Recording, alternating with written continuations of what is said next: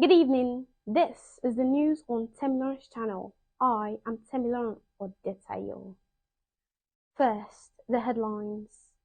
Ojo, DK, emotional as Mohbad gets free casket ahead of second burial. Nigeria at 63. The federal government declares October 2 public holiday. On the foreign scene, North Korea enshrines nuclear power status in the constitution. On sports, police raid referees' headquarters as part of Barcelona's investigation. Now, the news. Ahead of the final burial of singer Ilerioluwa Promise Aloba, also known as Mohbad, actress Iyabo Ojo and a former colleague Tonto Dike visited a funeral home to purchase a casket and perfect the arrangements for the event.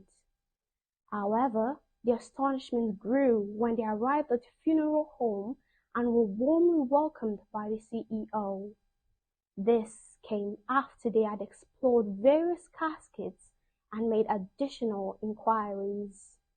He offered to give them free caskets in which the remains of Mohbad would be put, as well as other freebies. The federal government has declared Monday, October 2, as a public holiday in commemoration of 63rd independence celebration in Nigeria. The announcement was made public on Thursday by the Permanent Secretary, Ministry of Interior, Dr. Oluwatoyin Akinlade, on behalf of the government. The Minister of Interior, Dr. Olubunmi Tunji Ojo, through the statement issued by Akinlade, congratulated all Nigerians at home and in the diaspora of the occasion. Tunji Ojo in the statement also assured Nigerians of federal government's continued commitment to tackling challenges facing the nation.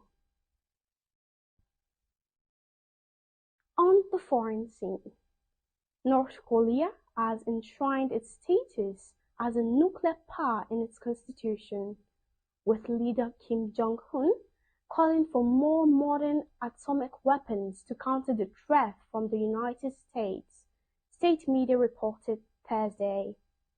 Despite international sanctions over its nuclear weapons program, North Korea has conducted a record number of missile tests this year, ignoring warnings from the United States, South Korea, and their allies.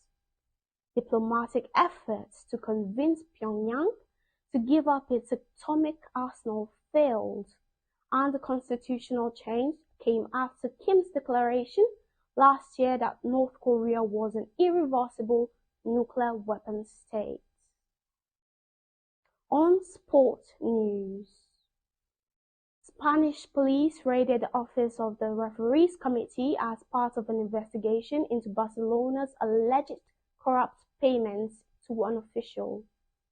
Barcelona faced charges of corruption over payments to Jose Maria Enriquez Negreira, a former vice president of the committee, in return for favorable refereeing decisions.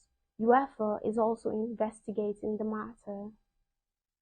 And that's it on the news. Don't forget to like, comment, share, and subscribe to my channel. My name's Temilorun Odetayo.